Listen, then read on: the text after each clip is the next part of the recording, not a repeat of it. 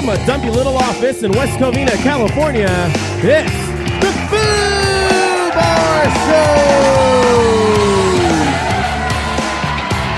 Hey, what is up, everybody? I am Joe C. I'm Jack. Thank you all very much for listening into the Barshow. Thank you for subscribing and telling a friend like a champ. You can always catch us at Barshow. That's FOOBarshow@gmail.com. And FOOBarshow as our handle on Facebook, Twitter, and Instagram. Check us out. Drop us a line and we'll foo it up like a couple of foos. Ain't that right, foo? Foos. Today, we have a very special guest, Mr. Richie Argumosa. Say hello, Richie. Hey, guys. What's Richie. Woo! Richie. And Richie. we have Steph in the house again. What's up, my dudes? What's up, Steph? Hi.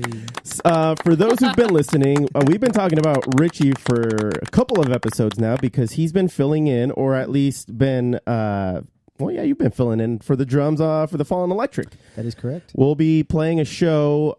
We have played a show. This by the time this episode is out, we have played a show, and we played it at Strum Brewing in Ontario on what's the date there? Saturday, July 28th. 28th. Yeah. So, but anybody watching live on the Facebook feed, catch us in Ontario at Strum Brewing. It's going to be a good time. We're going to play for an hour and a half.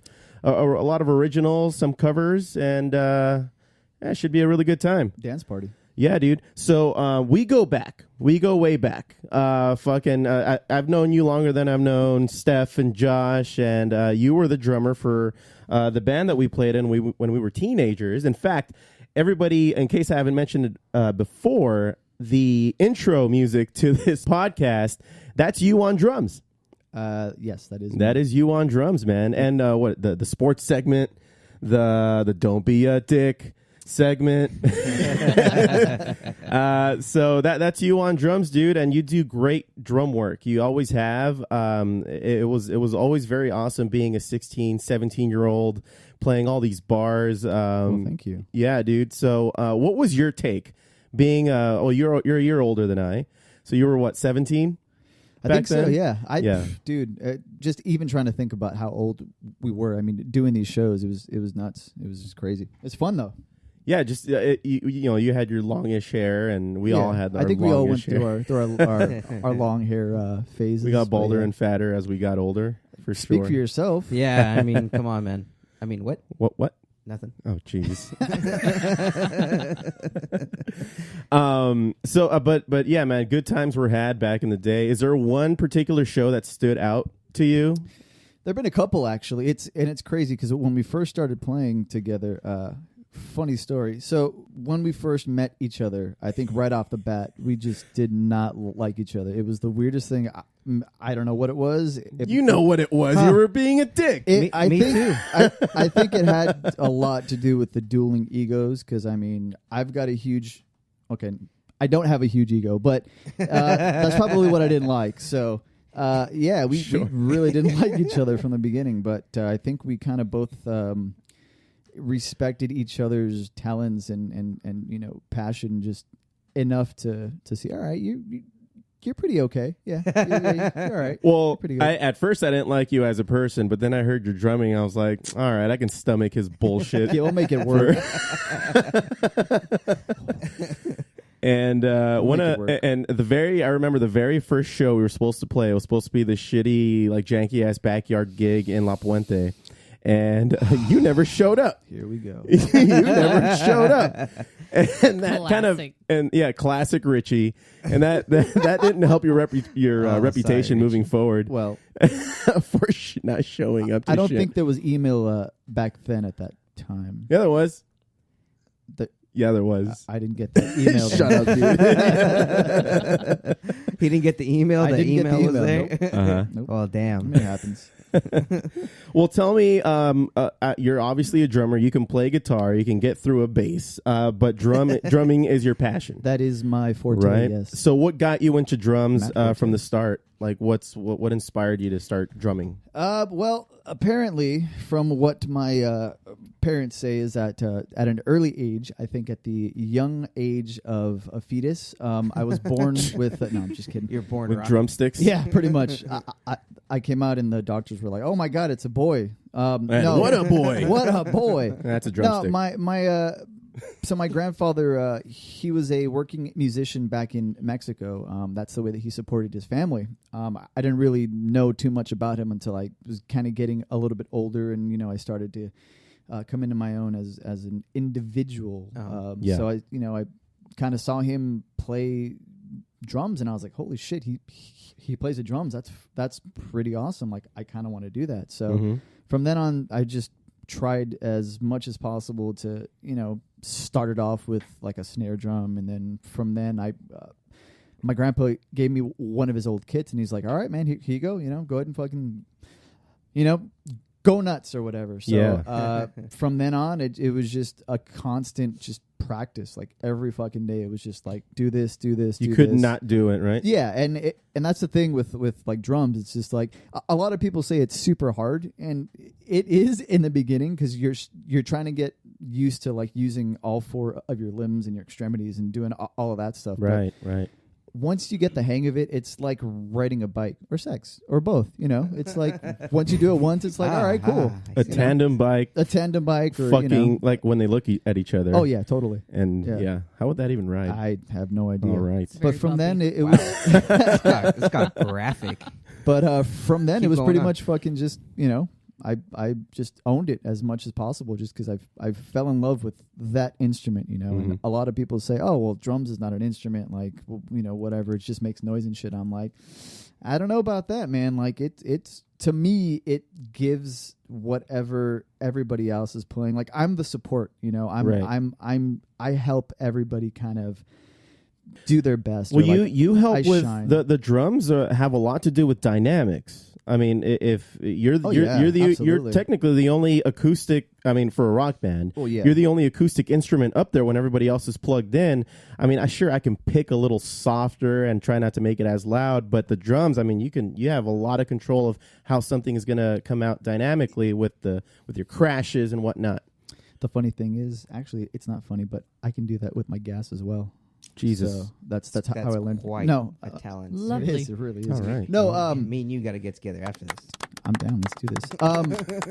No, man, you're absolutely right. The dynamics are it's because anybody can beat the shit out of a drum or anything, really. You know what I mean? But it takes real. I don't want to say skill, but just skill.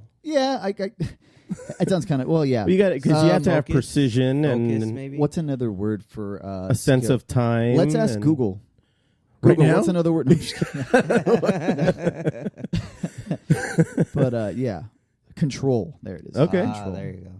Yeah, and self-control. I mean, I've dealt with drummers who just get too fancy for their own good, or they want to be too flashy. Where, like in my one of my previous bands, The Hotline, we had a drummer where he and I get it. You want to sound good because that's your instrument, and you want to kind of like put yourself out there. But he wasn't doing it for the sense of it helping the project, the group, the team. It was more like, let me see what I can fucking figure it out. And I'm just like, dude, no, it's just a simple verse. Just give me a basic fucking beat and let's move forward. No, he wanted to jazz it out. I was like, all right, dude. And then, and the rest, we all know the rest of the story. And now we're here, right? Yeah, now we're here. Absolutely. But what I appreciated about you is just like you were saying earlier, is that you give the song just what it needs. You just enough to make it. Actually, I just do enough just to barely get by. That's it. I'm actually really piss poor at the drums. Just so we know. No, man, you do all right. You do all right. I mean, Steph has heard you. I mean, she was there towards the end of the old Barshow days. Oh, yeah, she was. I don't know that Josh has heard you in person play drums when you guys when we first moved in, you guys had that little Barshow mini reunion in this actual office. Oh yeah, that's right. And it's very adjacent to my room, so it's kind of hard not to hear. Just on the other side of that wall. Yeah. But no, it was Richie's badass. I was Thank you surprised. guys. That's cool. Yeah, brother. You're a great drummer, Richie. I love you, Stephanie. And I've always said that about you. But all right, it's getting emotional. You're not that great of a person. I'm just kidding. Oh, shit! Wait, well then. More on that later. He's awesome. Yeah. Zingers. Oh, was that Richie too? That was not me. So one of your favorite bands is The Police. What got you into them? Was it Stuart Copeland's drumming? Oh, I think so. By the way, a nice segue. Yeah, man. Growing up, I had a lot of different, musical tastes and stuff like that. Like, as most people picking up a new instrument, you kind of gravitate towards one genre or one, band or whatever. And for me, it was the Police, and I really fell in love with Stuart Copeland's drumming. His technique is very. He's just, again, he's one of those guys that just kind of plays what the song needs. He doesn't go overboard on doing anything really. It's more of his timing. His timing is extremely tight, tighter than, well, anyways, it's really tight. So continue the last part. Oh no, yeah, okay. So it's very tight.